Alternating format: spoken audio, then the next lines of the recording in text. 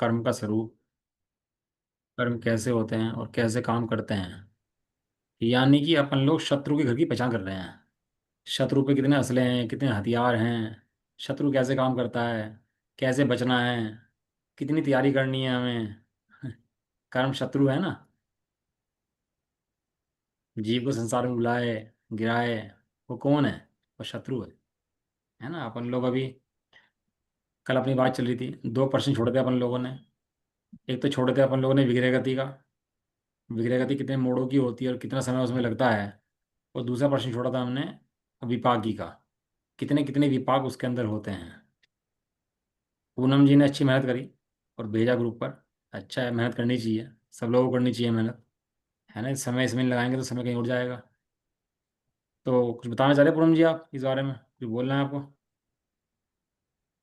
भैया बोलना नहीं आता मुझे, आप ही समझा दो। समझाओगे तो आप अच्छा। कोई बात नहीं। ऐसा समझाने मैं ना, आपको यकीन नहीं आएगा, 3 साल पहले तक मेरे को कुछ समझाने नहीं आता था। किसी को बैठ के ना समझा नहीं सकता था, बस मैडम को स्वाध्याय करते थे हम लोग बैठ के, बस 2 ही जने। उसे पता ही नहीं था बोलना कैसे आता है, लेकिन धीरे धीरे मैंने क्लास शुरू करी, वो सब आ जाता है। करत करत अभ्यास के सब काम सहज हो जाते हैं। इसलिए कोशिश तो करनी चाहिए। समझ में समझाने में आए नहीं आए, कम आए ज़्यादा आए, जितना समझा सको उतना समझाना ही चाहिए। ठीक है ना, ऐसे ही आ जाता है धीरे धीरे, और क्या है। देखो, 2 चीज़ें बताई थी आपको। एक तो विग्रह गति। विग्रह गति माने एक देह से छूट करके दूसरे देह में गमन करना, उसको बोलते हैं विग्रह गति। उसके अंदर जीव के पास 2 शरीर होते हैं, तेजस शरीर और कारमान शरीर। औदारिक शरीर जीव को नहीं होता उसके अंदर। औदारिक शरीर जीव को क्यों नहीं होता? ये जो बाहर में ये अपना शरीर है ना, औदारिक शरीर, ये नहीं होता। लेकिन इसके अंदर जो कारमान शरीर है और तेजस शरीर हैं, वे उस विग्रह गति के अंदर होते हैं।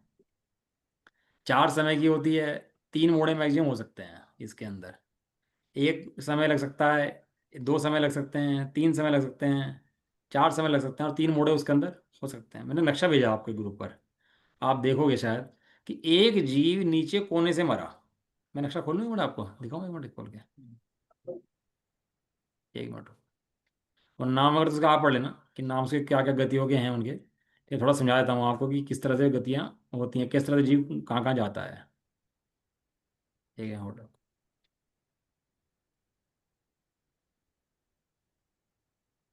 आ गया सामने आपके? सामने आ गया? और हाँ, आगे। एक जीव यहाँ नीचे लिखा मरण स्थान। मरण स्थान मैंने नीचे है कोने में। अब नीचे कोने में है तो यकीन बात है कि एक इंद्रिय जीव होगा और निगोद के अंदर होगा। जहाँ से मरण स्थान लिखा है नीचे से लास्ट में लिखा मरण स्थान, दिख रहा है आप लोगों को? हाँ जी। हाँ जी यहाँ हाँ। पर अगर कोई जीव मरा है तो नियम से एक इंद्रिय होगा और निगोदिया होगा। क्यों बताओ? कौन बताएगा क्यों?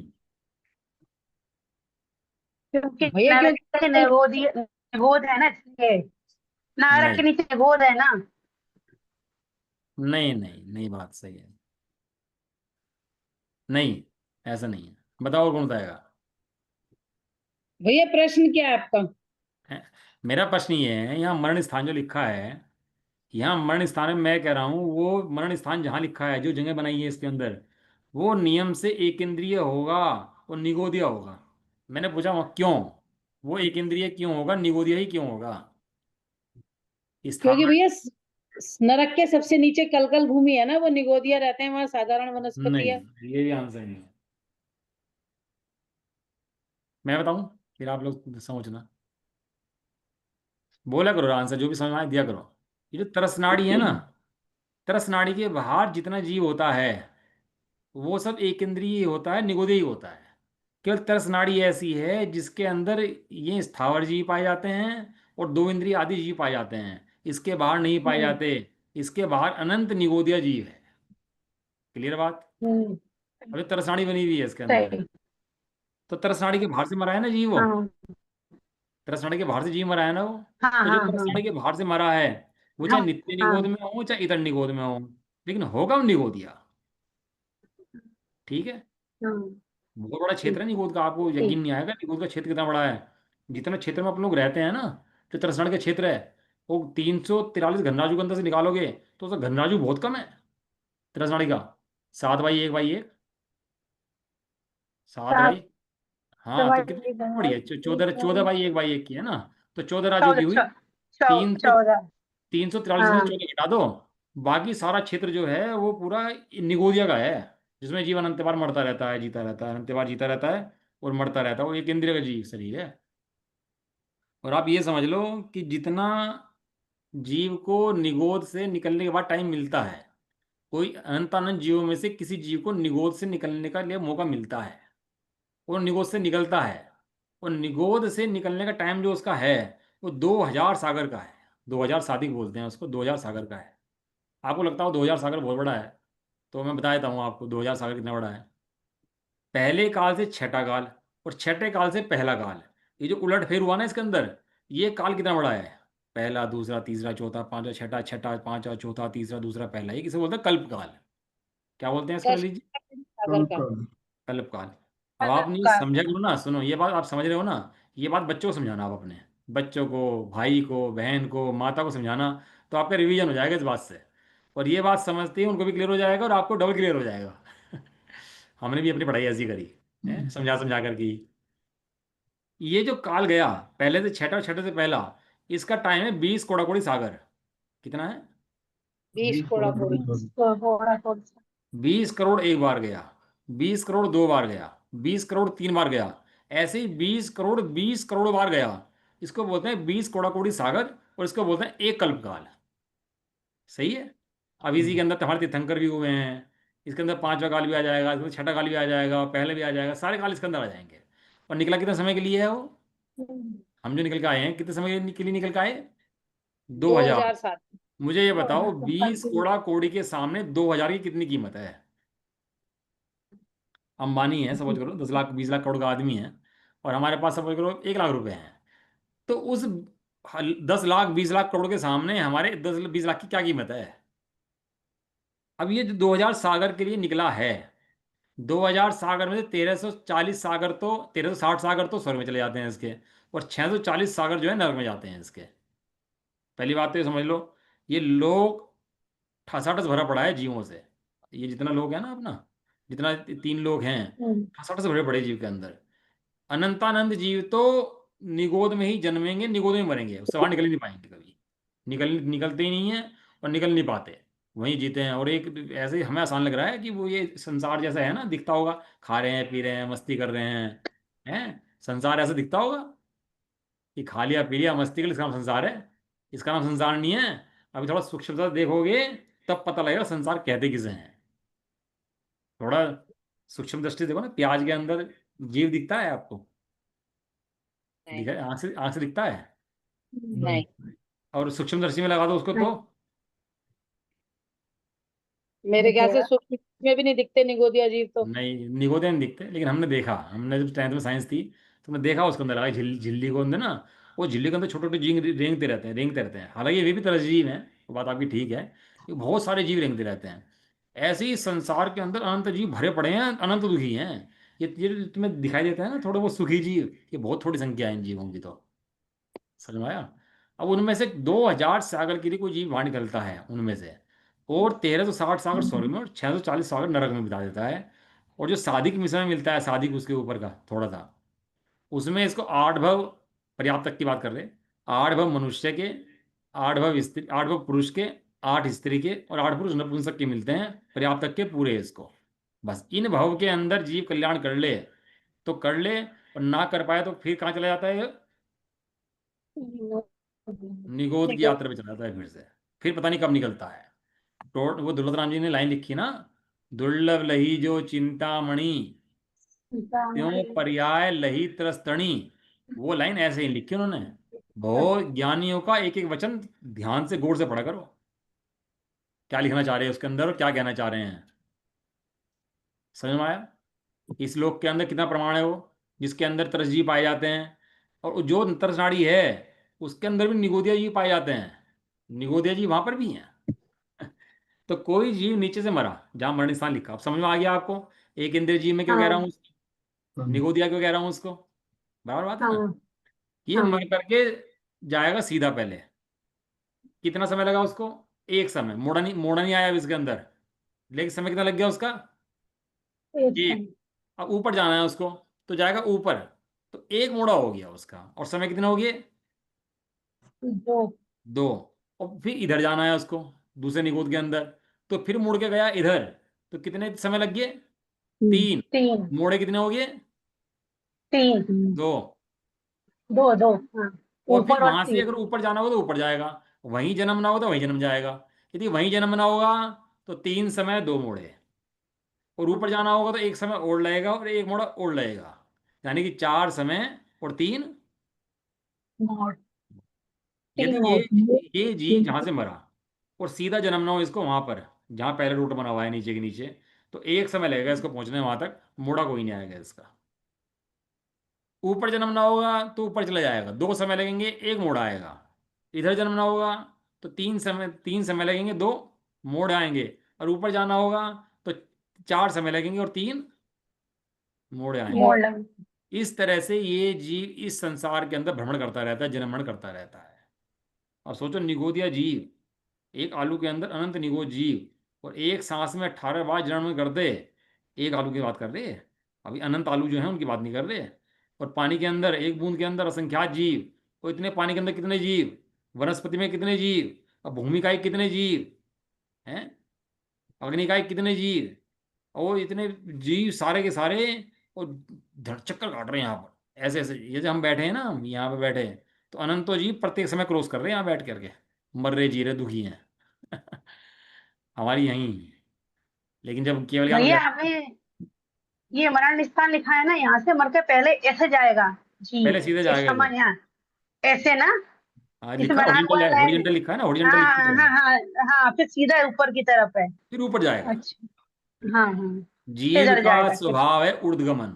जीव का स्वभाव क्या है? ऊर्ध्वगमन। ऊर्ध्वगमन, इधर जाके सीधा ऊपर जाएगा, और फिर यहाँ जहाँ जाना होगा वहां मुड़ जाएगा, और फिर जहाँ जाना होगा वहां जन्म जाएगा। ये इसको कर्म ले आता है इसको। ये कौन सा कर्म है? ये जो ले आ रहा है इसको, ये क्षेत्र विभागी कर्म। कौन सा कर्म है जी?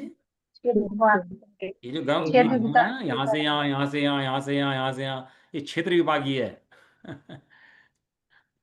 ठीक है, अब समझ में आ गया आपको चारों की तीन मोड़े और चार समय कैसे होते हैं। इसका देखो क्वेश्चन आप लोगों का, चार। अच्छा अच्छा। कोई क्वेश्चन या क्लियर है? क्लियर है भैया। हाँ, ऐसे ही संसार के अंदर कहीं भी जन्म में मरेगा तो एक समय लगेगा, दो समय लगेगा, तीन समय लगेंगे, मैक्सिमम चार समय के अंदर तो जन्म हो ही जाएगा। और उसको कहीं भी संसार के अंदर जन्म करे तो तीन मोड़ों के अंदर जन्म कहीं भी ले लेगा जीव। अब आप गणित लगाना इसका, कि कहीं से भी जीव मरे तो दूसरी जगह पहुंचने में कितने मोड़ और कितने समय लग जाएंगे उसको। तो कहीं भी पहुंचा देना, वो तीन मोड़ और चार समय से ज़्यादा उसको कभी लगी ही नहीं सकते इस लोक के अंदर जन्मने के अंदर। और जब एक सांस के अंदर 18 बार जन्मता होगा और मरता होगा, तो कितने लोग के अंदर चक्कर काटता होगा, है कितने, कितनी इसकी दशा हो जाती होगी ऐसे अजीब सी। ठीक है, क्लियर है अब ये बात, कोई दिक्कत तो नहीं इसके अंदर? हम्म। क्लियर। अब मैं एक चार्ट आपके सामने वो खोल रहा हूँ, जीव विभागी का और कर्म विभागी का, वो भी क्लियर कर देते ना बात आपको। चार्ट सामने आ गया आपके? ये वही एक्सेल चार्ट है जो मैंने बनाया है। ये पूनम जी ने अच्छा भेजा, उसका जो भेजा जैन कोश से, बढ़िया भेज रखा उन्होंने। उसके अंदर जिनका फल डायरेक्ट जीव को आए वो जीव विपाकी, जिनका फल डायरेक्ट तो जीव को ना आए, पुद्गल के थ्रू आए, उसका नाम पुद्गल विपाकी। अब आप समझ लो, ज्ञानावर्णी पूरा जीव विपाकी, दर्शनावर्णी पूरा जीव विपाकी, मोहनीय पूरा जीव विपाकी, अंतराय पूरा जीव विपाकी। कितने हो गए? कितने हो गए? ज्ञानावर्णी। ज्ञानावर्णी दर्शन। मोहिनी रह गया बस। ज्ञानावर्णी, तीन रह गए। दर्शनावर्णी, मोहनीय, मोहिनी रह अंतराय। गया ना। 47 चार। कर्म हो गए, ये फोर्टी चार। सेवन कितने कर्म हो गए? 47। 47। 47 कर्म हो गए। 47 तो सारे जीव विपाकी हैं, बराबर है। घातीय कर्म सारे मतलब जीव विपाकी। अगला आया आयु। आयु जो है वो भव विपाकी है। आयु कौन सा है? भव्य पाक। उस भव के अंदर जीव का आकार बना के रखेगा, जैसा आकार मनुष्य शरीर का है ना, ऐसे ही आकार बना के रखेगा, उसको होता है भव विपाकी। उसका नाम क्या बोला? भव्य का। आयु ना, गोत्र कर्म जीव विभागी नहीं, है। भव्य पाप। भव विपाकी में ये कहाँ है कि वो जीव का आकार वैसा ही बना के रखेगा? भव विपाकी में तो ये है कि वो नर्क आदि भवों में उसको रोक कर रखेगा। आकार का तो कोई उसमें नहीं है डेफिनेशन में। नहीं नहीं, आयु कर्म रोक कर रखता है। जो आयु कर्म के उसके वो है ना, आकार आदि बनाता है, वो बनाता है भव्य विभागी। देखो पढ़ लेते हैं ना इसको परिभाषा। हाँ, भव विपाकी परिभाषा पढ़ लीजिए एक हाँ बार। ये रहा, जिन कर्मों के फल में जीव नरक आदि भवों में रुकता है उसे हाँ भव्य विभागी नाम कर्म कहते हैं। हाँ। लेकिन आयु कर्म होता है ना, वो भी रोक कर रखता है। लेकिन उसको रोकने के बाद जो उसका आकार में रोक कर रखता है, उसको उस आकार के अंदर, उसको बोलते हैं भव्य विभागी कर्म। पढ़ लेना इसको डिटेल में, कोई बात नहीं, बाद में पढ़ लेना। तो आयु कर्म कौन सा हुआ? भव विभागी। गोत्र कर्म भी पूरा भव विभागी है। गोत्र कर्म कौन सा है? और वेदनी वेद, वो सॉरी, जी विभागी है। और वेदनीय कर्म भी जी विभागी है। गोत्र कर्म के उच्च गोत्र नीच गोत्र जी विभागी, साता वेदनीय सातवा वेदनीय जी विभागी। और जो आयु कर्म है वो पूरा का पूरा भव विभागी। अब बचा नाम कर्म। कौन सा बचा? नामकरण। अभी तक, अभी तक भी पुद्गल विपाकी कर्म नहीं आया। हमने सात कर्म पढ़ लिए। सात कर्म कौन से पढ़ लिए? ज्ञानवर्णी, दर्शनवर्णी, मोहनीय, अंतराय, आयु, गोत्र, वेदनीय। सात कर्म पढ़ लिए ना। अब नामकर्म बचा खाली। नामकर्म के कितने कितने भेद हैं नामकर्म के? 93। 93। 93। 93। इसमें से 62 तो हैं पुद्गल विभाग की। 62 तो हैं पुद्गल विभाग की। खुद का भी बाकी। और चार जो हैं इसके अंदर है वो क्षेत्र विभागी, जो आनुपुरी वाले हैं। ठीक है। हम्म। अब 27 है इसके अंदर जीव विभागी, इस नामकर्म के अंदर। इस नामकर्म की बात चल रही केवल। समझ में आ रहा नहीं आ रहा? समझ में आ रहा कि नहीं आ रहा? हाँ ना तो करो। आ रहा है भैया। हाँ, तो जीव विभागी टोटल 78 हैं।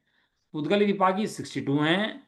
भव विभागी 4 हैं। और क्षेत्र विभागी 4 हैं। अब जो जीव चार है, पुद्गल चार। विभागी जो 62 कर्म हैं, जो पुद्गल विभागी के 62 कर्म बता रहे हैं, वे कौन कौन से हैं? 5 शरीर, 5 संघात, और 5 जो से बनता है, और निर्माण बोलते हैं, क्या बोलते हैं, शरीर बंधन। बंधन संघात, तीन आ रहे हैं ना, सामने लिखा है ना। 5 शरीर, हाँ। 5 बंधन, 5 संघात। शरीर बनेगा, बंधेगा, छिद्र रहित हो जाएगा शरीर। ये सब सैनन क्या बन भी, रहा? सैनन आएगा भैया, सैनन। अभी रुक जाओ, अभी आ रहा है वो भी। अभी 5 5 के 3 आए। शरीर, बंधन और संघात। ये किसके संघात। हैं? ये शरीर के हैं। शरीर के परमाणु मिले, ठीक इकट्ठे है। करे, फिर बनाए, फिर सुखाए, तराई करे इनकी। तो ये क्या बन गया पूरा का पूरा? शरीर। इनका सबका शरीर। संबंध पुद्गल से है। फिर 6 संस्थान और 6 सहनन, जो इसका आकार है शरीर का, और जो सहनन है, शक्ति है इसकी, वो सब क्या है? वो सब पुद्गल विभागी। वो जीव विभागी नहीं है इसके अंदर। देखो आ रहा है ना। और 3 इसे अंगोपांग। कहते हैं। 3 अंगोपांग। उदारिक के अंगोपांग, जो अंगोपांग बने हैं इसके, हाथ नाक बने हैं। वैकृतिक के अंगोपांग और आहार के अंगोपांग जो बने हैं इसके, आंख नाक कान वो बनी है, वे सब किसमें आती हैं? वे सब पुद्गल के अंदर। और 20 पुद्गल के गुण, स्पर्श के, रस के, गंध के, वर्ण के, 8 के स्पर्श के, 5 के रस के, है ना, 5 वर्ण के, इस तरह से जो दो दो गंध के, ये सारे किसके हैं? ये सारे के सारे जाएंगे पुद्गल के अंदर। तो 5 5 5 6 6 20 और 3। 50 हो गई। कन्फ्यूजन? नहीं। नहीं। अब आ जाओ बाद में भैया इसके। अंगोपांग में तीन क्या है? क्या चीज? अंगों में तीन बोले ना, तीन क्या चीज है अंगोपांग के? हाँ, अंगों के 3 इधर लिखे हैं ना ऊपर। एक मिनट, चार्ट से पढ़ लेते हैं ना अपन लोग। ये आठ है अंग उदारिक, होते हैं। वैकेरिक, हम्म। आहारक। हाँ। 3। अच्छा अच्छा अच्छा अच्छा। ये तीनों अंगोपांग बनते हैं इसके अंदर, शरीर के अंदर। देखो जब भी शरीर बनेगा, एक तो रॉ मटेरियल होगा इसका, एक ये जुड़ेंगे आपस में और कस के बन जाएंगे आपस में। 3 चीज इसके अंदर होंगी। फिर इसका आकार होगा एक, इसकी शक्ति होगी, और इसके अंदर अंग निकल जाएंगे। ये सब गुण किसके हैं? शरीर के। फिर इसका कोई रंग होगा, हम्म। कोई ना कोई इसका हल्का भारी होगा, कोई ना कोई टेस्ट होगा, इसका रस होगा कोई ना कोई। तो ये सब किसके गुण हैं? ये सब पुद्गल के ही गुण हैं। हम्म। ठीक है। अब आ जाते हैं आगे, जो थोड़े से रह गए इसके अंदर। हम्म। उपघात, प्रघात। जो अपने अंगों के अंदर उपघात कौन से होते हैं? जो अपना घात करें, परघात माने हाँ करे, जो दूसरे घात करें। दूसरों को घात ये करे, पुद्गल के हाँ। हैं। आतप उद्योत, आतप माने गर्म शरीर है, उद्योत में ठंडा शरीर है, ये दोनों पुद्गल के हैं। इसके बाद प्रत्येक और साधारण, ये दोनों पुद्गल के हैं। स्थिर अस्थिर शरीर, ये दोनों पुद्गल के हैं। शुभ अशुभ, हाँ। दोनों पुद्गल के हैं। अब मुझे ये बताओ, यहाँ एक शुभ अशुभ यहाँ पर है और एक शुभ अशुभ वेदनीय कर्म के अंदर है, दोनों के अंदर क्या डिफरेंस है? कौन बताएगा? बताओ, हैंड रेज करो अपने और बताओ क्या कौन बताएगा। क्या क्या क्या? एक शुभ अशुभ यहाँ पर आया पुद्गल के अंदर, नामकर्म के अंदर, पढ़ हाँ चुके अपन लोग इसलिए पूछ रहा हूँ। और एक शुभ हाँ अशुभ वेदनीय कर्म के अंदर है। शुभ शुभ साता साता इसको बोलते हैं, पुण्य पाप बोलो, शुभ अशुभ बोलो, साता साता हाँ। बोलो। तो इसमें शुभ यानी जो कर्म है, ये नाम कर्म, इससे अवयव मिलते हैं सुंदर शरीर के। हाँ इससे बराबर। उससे इष्ट वस्तु की प्राप्ति होती है, वेदनीय हाँ वाले से। बराबर सही है। शुभ मने सुंदर, सुंदर शरीर मिलेगा, और शुभ मने हाँ सुंदर रूप बनेगा उसका। तो हाँ ठीक है। हाँ। इसके अलावा इसके अंदर एक है निर्माण और एक अगरु लघु। इस तरह से 62 कर्म जो हैं, ये जो है पुद्गल विपाकी हैं, शरीर से संबंधित हैं। और बाकी सारे क्षेत्र विपाकी हैं, या भव विपाकी हैं, या जीव विपाकी हैं, 148 कर्मों के अंदर से। कोई कंफ्यूजन इसके अंदर किसी को? भैया ये असंगत असंगत लिखा है, इसका क्या मतलब है? असंगत में नॉट एप्लीकेबल, यानी देश घाती सर्वघाती लिखा ना मैंने इसके अंदर। ये चार्ट, ये 7 नंबर का चार्ट है, इसके अंदर मैंने बताया कर्म देश घाती है कि सर्वघाती है। लेकिन देश घाती सर्वघाती घाती कर्म के भेद हैं, अघाती के भेद तो है नहीं। अघाती माने अच्छा असंगत, असंगत माने नॉन नॉट एप्लीकेबल, एनए अच्छा। जिसको बोलते हैं। ठीक अब ठीक है इंग्लिश में नहीं ठीक लिख सकते ना उसको, तो असंगत लिख दिया उसको, नॉट एप्लीकेबल को। ये ठीक है काम का ठीक नहीं है यहाँ पर, इसलिए। ठीक। इसके अंदर चार्ट में बनाया है कि कर्म कौन सा है, प्रकृति कौन सी है, और कितने समय तक का बन सकता है कर्म, मैक्सिमम मिनिमम। उसकी प्रकृति के आगे भेद कितने हैं, उन प्रकृति के नाम कितने हैं। पहला भेद लिया घातीय घाती, दूसरा लिया देशघाती सर्वघाती, तीसरा लिया विपाकी, चौथा लिया पुण्य है पाप है, और पांचवा लिया आश्रम का हेतु क्या है, मिथ्यात्व है कि प्रमाद है कि कषाय है कि योग है। ये भेद है इसका लास्ट वाला। और ये जो बनाया हुआ है ना मैंने चार्ट, वो इसी सिद्धांत प्रवेश से बनाया हुआ है, कहीं और से नहीं बनाया हुआ है इसको। ठीक है, दिमाग क्लियर होगी? कोई क्वेश्चन तो नहीं इसके अंदर? चलें आगे नहीं। अपन लोग फटाफट। चलो अपन लोग किताब पा जाते हैं वापस अपनी। किताब कहाँ चली गई? किताब ये रही। नहीं ये नहीं है, एक सेकेंड। हम्म,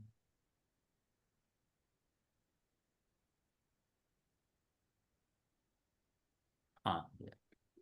अब इसके अंदर अपना प्रश्न जो आगे थे, वहाँ अपन कहाँ कहाँ पर आ गए थे अपन लोग? घाती कर्म कितने ठीक हैं, और है। हाँ घाती कर्म कितने हैं और कौन कौन से हैं? तो अपन लोग पता ही है, अपन लोग घाती कर्म 47 हैं।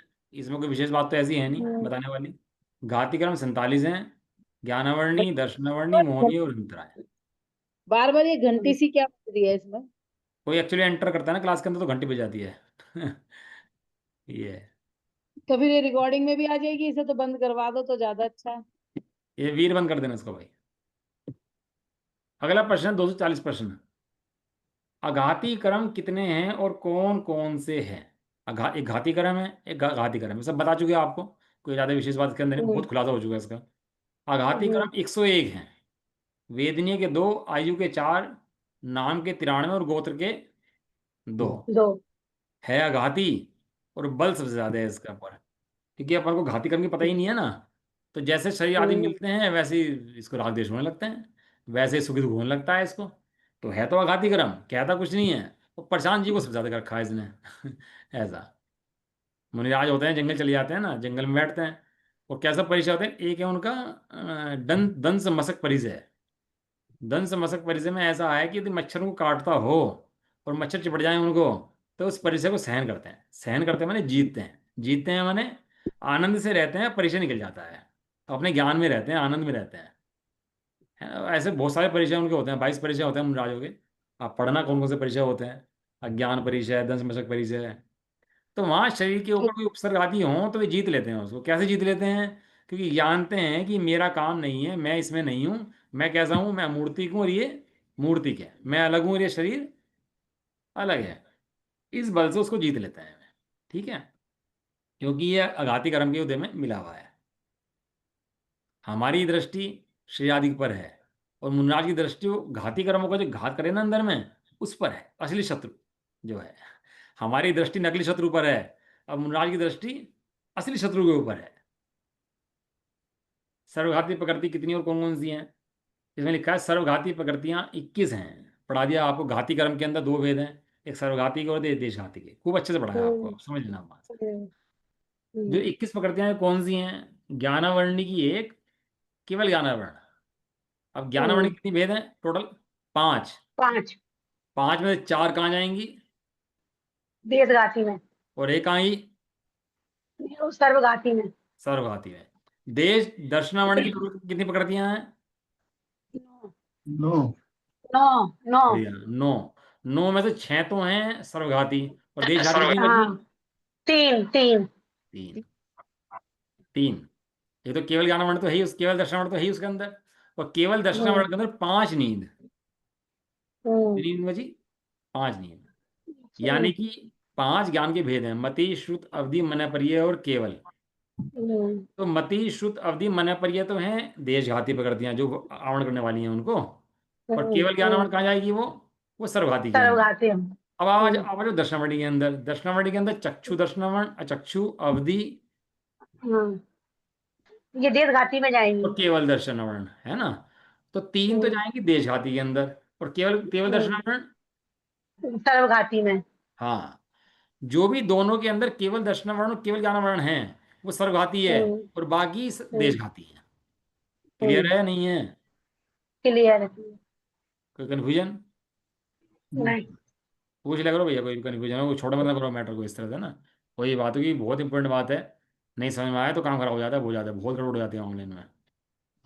इसलिए ज्ञान आवरण की होगी, दर्शन आवरण की होगी। मोहन ये की टोटल कितनी है? 14। 28। 28 है। मोहन ये कितनी टोटल? 28। 28 28। 28 में से 14 जो हैं सर्वघाती, और देशघाती कितनी बची?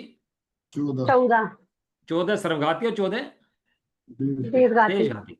इसके अंदर श्रद्धा मोहनी कितनी है? श्रद्धा होनी के 2 हैं, नहीं, मिथ्यात्व और सम्यक मिथ्यात्व। गलत। तो लिख 2 ले ही तो करो। आई है भैया। आप ना चार्ट सर्वघाती। बना ले करो इसके ना, जैसे चार्ट ने भेजा है उसको ना पढ़ो आप, इसको बैठ के ध्यान से उसको थोड़ा वर्क करो, 2-4 घंटे उसके ऊपर लगाओ, थोड़ा समय को यूटिलाइज करो। श्रद्धा मोहनी की 3 प्रकृतियां हैं, कई बार पढ़ा चुका आप लोगों ये को। सर्वघाती वैसे 3 है, इसमें सर्वघाती में 2 ही तो आई हैं। अब वो ठीक है, का बोल अभी तो मैं मैं उसी टोटल का पूछ बोल रहा हूँ। रही हूँ। Total total. टोटल 3 है। और चारित्र मोहनिया की? चार्ज मोनिया की 2 हैं। चारित्र मोहनिया कितनी टोटल है चारित्र मोहनिया की?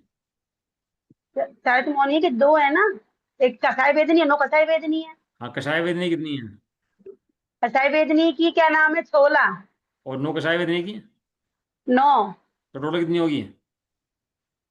16 और 9 क्या ना। 25 25। 25।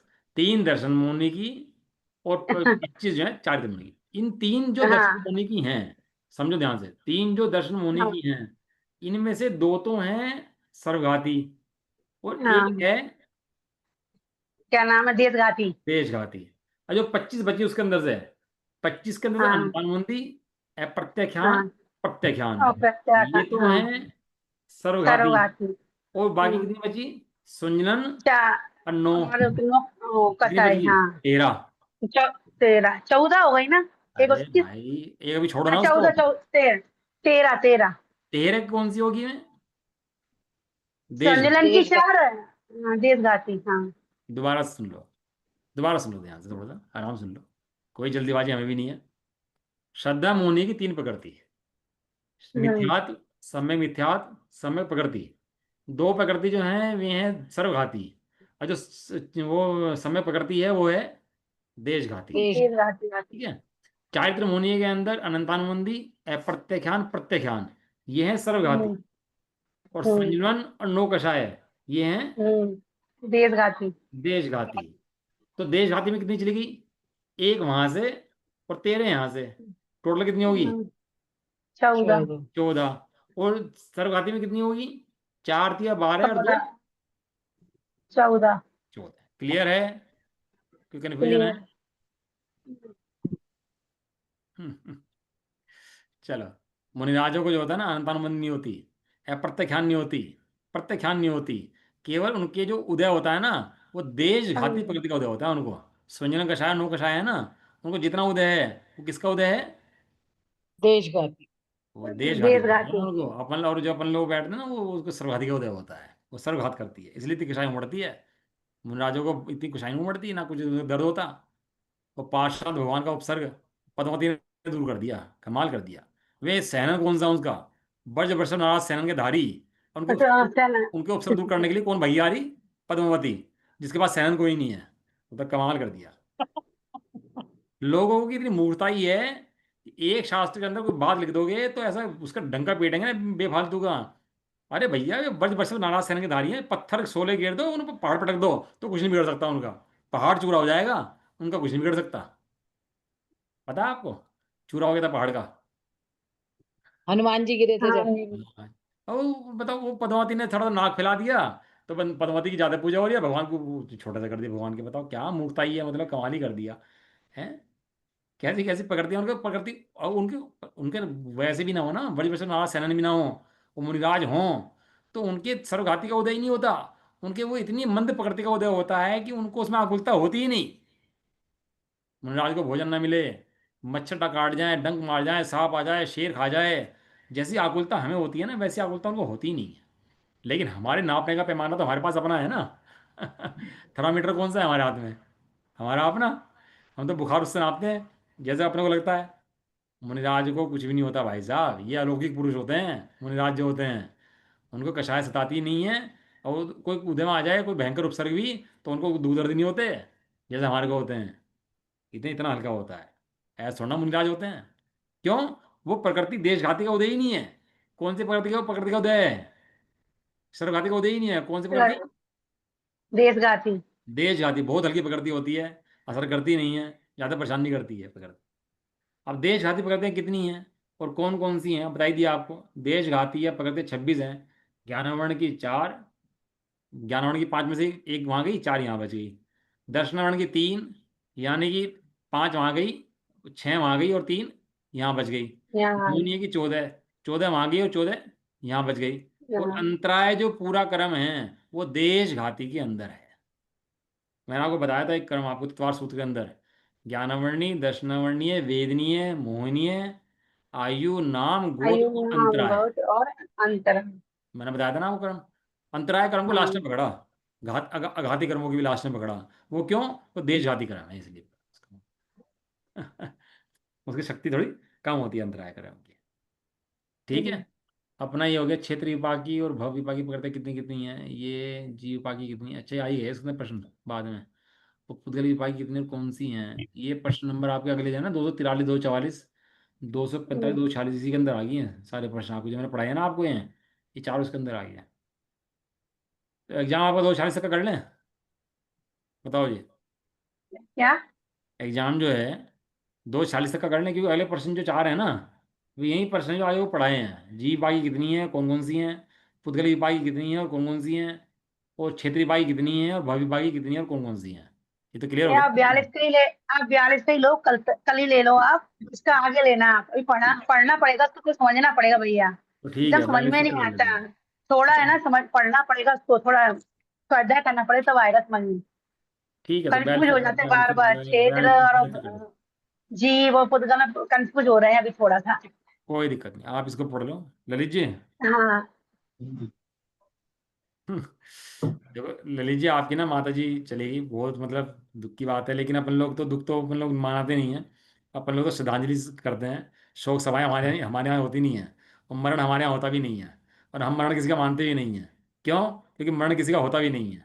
इसलिए अपन लोग जो क्या करते हैं, श्रद्धांजलि करते हैं। शोक नहीं मनाते अपन लोग कि रो रहे हैं, धो रहे हैं, शोक मना रहे हैं, ऐसा अपने यहाँ होता ही नहीं है। कोई व्यक्ति बोले रुला जाए सबको, ऐसा ऐसा अपने नहीं है। अपन तो गर्ज गर्ज करने वाली होते हैं, गरजने वाले।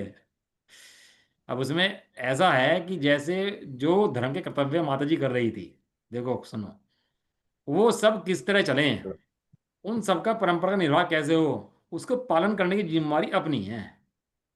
कोई व्यक्ति चला गया हमारे ऊपर से, ठीक है चला गया, कोई बात नहीं, संसार तो जाने आने का नाम ही है, या तो आना जाना चलता ही रहेगा। लेकिन सही।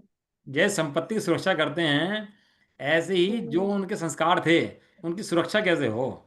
जितने दीपक उन्होंने जलाए थे, वे दीपक से दीपक आगे कैसे जलें, इस बात का ध्यान विशेष रखना है आपको। बहुत विचार करूँ इस बात के बारे में, कैसे सवाल लगाए जाएं, कैसे समझाया जाए, कैसे लोगों को जोड़ा जाए स्वाध्याय से, हैं कैसे तत्वों को समझाया जाए। जब ये बात आप समझोगे ना और समझाओगे आगे, तो इससे दीपक जलेगा, और उससे जीव को बहुत पुण्य का बन होता है, बहुत पुण्य लगता है इन परंपरा को बढ़ाने से।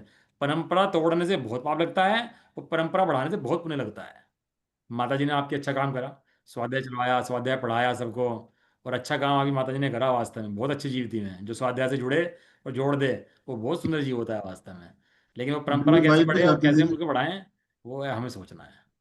ठीक है मेरी ना। वाइफ भी जाती थी मम्मी जी के साथ मंदिर में। हाँ तो बढ़िया है, ये बात भी अच्छी है। तो आप लोग उनको लगाओ, वाइफ को लगाओ अपनी, और कैसे धर्म को बढ़ाएं, सिखाएं, समझें। और कुछ पूछ प्रश्न पूछने हो, शास्त्र लेना हो, जिनवाणी लेनी हो, तो बताएं, आपको मिल जाएगी वो सब जिनवाणी, है ना। ठीक है ना। आपको सोचो आप उसके बारे में, कैसे करा जाए। जैसे जैसे उन्होंने परंपरा, जैसे अपनी फैक्ट्री मिलती है ना, जमी जमाई फैक्ट्री, एक जमा क्वेश्चन जमाया पूछना व्यापार था मिलता जी। है आपको, ऐसी जमी जमाई फैक्ट्री को कैसे आगे लगाया जाए, वो वाली सोचने वाली बात है आप। चलो ठीक है, आज का समय एक आपका हो गया। एक और एक क्वेश्चन पूछना था जी। हाँ जी बोलो। मेरी वाइफ कह रही मम्मी जी ने एक शास्त्र लगाया हुआ था, मरण कांडिका। कौन सा। मरण कांडिका। मरण कांडिका। हाँ मरण कंडी का नाम है। हाँ ठीक है। हाँ, तो सुबह पढ़ती थी। तो क्या पूछना, तो वो मेरी वाइफ पूरा कर सकती है कि आगे जहाँ तक पढ़ा था उन्होंने? हाँ क्यों नहीं कर सकती, बढ़िया है, तो अच्छी भावना है, तो करना चाहिए पूरा। ये तो अच्छी भावना है, पूरा करो और सबको लगा के पूरा कराओ सबको। बढ़िया है तो। और कुछ समझ में ना आए तो पूछ लो, कोई समस्या नहीं है, आप लोग तो समझ है।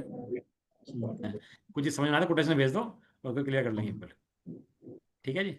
जब और एक चीज़ पाठक जी मैं सोच जैसे रहा भी था कि मंदिर दस में मिनट जाते पहले हैं क्लास शुरू वैसे। करके, यदि कोई आप में से बोलना चाहता हो, स्वाध्याय सुनाना चाहता हो, कराना चाहता हो, आप में से कोई भी, मैं तो चाहता हूँ मैं कम बोलूँ, आप ज़्यादा बोलो। तो उससे क्या होगा कि आप जब सीख जाओगे ना समझाना, तो 10 जनों को सिखा पाओगे आप लोग भी। तो कोई भी 10 मिनट पहले आ जाओ, क्लास शुरू कर दो, आप लोगों को आओ ना, क्या दिक्कत है। ये तो अपना घर है ना, स्वाध्याय सभाएं तो इसके अंदर आओ, 10 मिनट कोई भी व्यक्ति बोलो और समझाओ। जब समझाने की प्रैक्टिस में आओगे तो आपको समझाना भी आ जाएगा, और फिर सभा चलाओ अपनी, पढ़ाओ, और क्या है इसका, कोई बड़ा काम नहीं है ये। जैसे सिद्धांत समझ रहे हो, ये सिद्धांत आगे समझाना शुरू कर दो बस, और कुछ भी बड़ा करने नहीं है। ठीक है। एक को समझाओ, दो को समझाओ, बच्चे पकड़ में आ जाए उन्हें समझा दो, माता पकड़ में आ जाए उसे समझा दो, बहन भाई जो पकड़ में आ जाए उसे समझा दो पकड़ के पता नहीं किसकी क्या समझ में कब आ जाए, और कहाँ से जीव कौन सा कहाँ निकल सही जाए, बात है। इसे कुछ नहीं सही पता बात। भाई साहब, तुम ही निमित्त बन जाओ, क्या पता लग रहा है इस बात के बारे में। चलो है ना। कल का एग्जाम, कल एग्जाम की तैयारी करो आप सब लोग। ये क्वेश्चन ठीक पूछना था जी। है। कल पेपर की तैयारी करो सब लोग, पेपर भी इकट्ठे एक साथ, है ना। ऐसा नहीं कि बाद में एक पेपर दे रहे हो, सब लोग कल भी इकट्ठे पेपर दे दो। और एक सुबह को क्वेश्चन पूछना स्वाध्याय था जी। 5:15 से 6 बजे, सुबह को स्वाध्याय में आ जाना। एक क्वेश्चन पूछना है। बोलो एक क्वेश्चन पूछना है। बोलो हाँ बोलो। जी। अरे मैं जब पात्र लगा हुआ है, तो मंदिर में जाते हैं तो हम अपने आप तो गंदों तक ले नहीं सकते, कोई दूसरा दे तो वो ले सकते हैं क्या? क्या। गंदों तक। गंदो तक मत लो थोड़ा दिन, कोई बासी बात नहीं है। दूसरों से भी ना ले। नहीं ले नहीं नहीं मत सकते लो हैं। थोड़े दिन। नहीं ले सकते हैं, दूसरे से ले सकते हैं, ले कोई सकते हैं दूसरे से। नहीं मत लो ना थोड़ा दिन, कोई बात नहीं है उसमें, विवाद नहीं करना चाहिए उसमें, ऐसी कोई बात नहीं है। क्या पूछ रहे थे आप, बताओ सपना जी। मैं यही कह रही थी कि उन्हें कोई क्वेश्चन पूछना है। मैं 2-3 बार बोल चुका था, शायद आप सुन नहीं पाए थे इसलिए वो अच्छा बोल अच्छा, रहे थे। ध्यान नहीं कर पाया। वो आपको क्लियर नहीं आ रहा ना, वॉल्यूम कट कट के आ रहा है इसलिए। देखो ऐसे ही है, एक तो होती है प्रयोजनभूत बात, जो बहुत कंपलसरी है, स्वाध्याय करना मोस्ट कंपलसरी है, इसमें कोई चूक नहीं होनी चाहिए। शास्त्र को ले हाथ में लगाने, स्वाध्याय सुनना बहुत जरूरी है। बाकी एडिशनल चीजें हैं, मैं मंदिर जा सकता हूँ, बाहर दर्शन कर सकता हूँ, गंदे ले सकते हैं, एडिशनल चीजें हैं। वो इसमें कोई ऐसी खींचतान वाली बात नहीं होती है। जैसा सही लगे वैसा कर लो आप। उसमें ना मैं कुछ चर्चा करना चाहता उसके बारे में, ना कुछ बताना चाहता उसके बारे में। ठीक है ना, आप लोग समझ लो अपने विषय। ठीक है जी, चलें। हाँ। निज निधि निज में निज बता। में बताइए अनंत उपकार, इसके लिए जनवाणी माँ को वंदना सत्वार। श्रवण मगन।